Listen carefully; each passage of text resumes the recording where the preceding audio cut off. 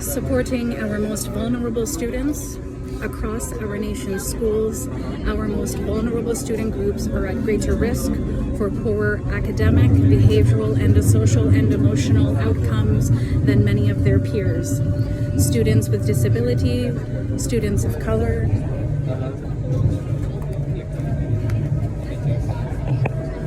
and LGBTQIA+ students are graduating at lower rates and are suspended, excluded, and expelled at higher rates than their non-disabled white and cisgendered peers. U.S. Department of Education Office of Civil Rights 2016. These same vulnerable population of students are also subjected to bias-based bullying, which puts them at a higher risk for negative emotional and physical health effects. Even though these educational issues are overwhelming, we can begin to retrain ourselves on how we think about our students in order to better support them throughout the school day. Our students deserve adults who care deeply about positive, holistic outcomes and who are ready to celebrate diversity, rethink negative descriptors, and approach students from a strength-based perspective.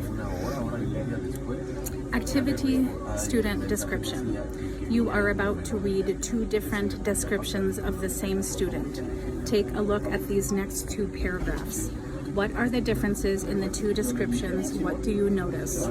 Description 1. Chantel Truly is a 22-year-old who lives in her own home with roommates, attends classes at Colorado State University, volunteers on campus, travels during spring break, gets around in her own car, has her own interests, likes and desires, has a boyfriend, and speaks out on issues of concern to her.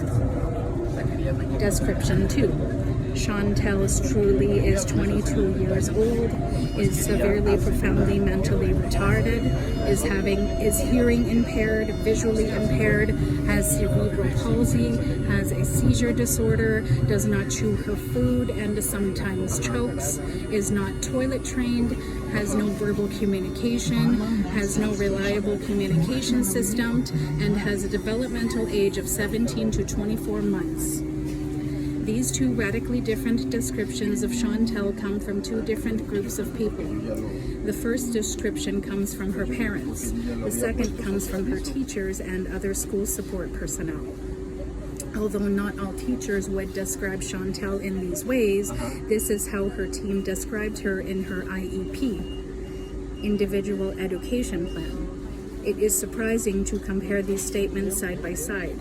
The stark contrast raises the question of how the same person can be described in such disparate ways. The principal reason for these radically different descriptions is that each group of people looks for different things and approaches Chantel from a different perspective. Chantel's parents know her deeply. They have spent a great deal of time with her, know her intimately, and understand her as a person who has wide interests and capabilities. Their description of her cites her interests, gift, and talent. Conversely, the description generated by Chantel's teachers reflect a more distant understanding of her. It is a clinical account that focuses exclusively on her challenges and impairments. Rethink your description.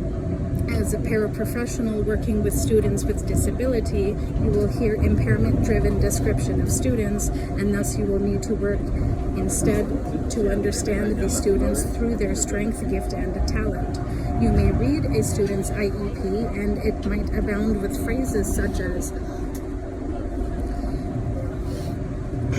if you are not sure, consider if you would like the descriptor to be used when someone is speaking about you. Now rewrite any negative descriptors into the second column of the table by changing them from negative to positive or neutral. Example, a student who could be considered hyper could also be considered an active learner. Lazy, relaxed, unfocused, creative, demanding, assertive, immature, developing, emotional, sensitive, scattered, divergent thinker, anxious, cautious. Many paraprofessionals shared descriptors such as autistic, hyperactive, sweet, nonverbal, stubborn, and bright. These descriptions speak to the paraprofessional's belief about their students. Your beliefs about a student will affect how you support and work with that student.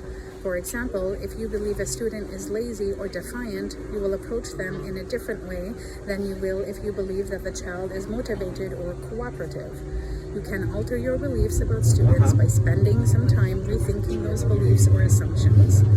Reframing your conception of students in positive ways creates more opportunities for growth. Thomas Armstrong, an educator, psychologist, and writer, recommend that education professionals purposefully rethink the ways they describe students, regardless of what field you work in, but especially when working with vulnerable population. When workers, educators, change their language, they begin to change their impression.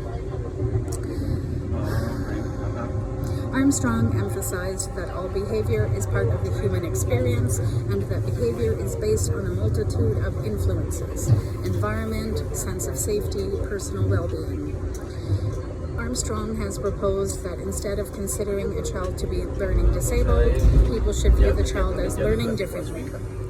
What would happen if all education professionals changed how they viewed and spoke about students? What if every student were viewed as a capable learner? What if every student was viewed as resourceful and whole? One of the best ways to think about the students whom you support is to look at each child through the lens of their strengths. Ask yourself the following questions. What can this student do? What are this person's strengths? How would a parent who deeply loves the student speak about them? Now return to your list and to take a moment to develop a list of strength, gift, and interest.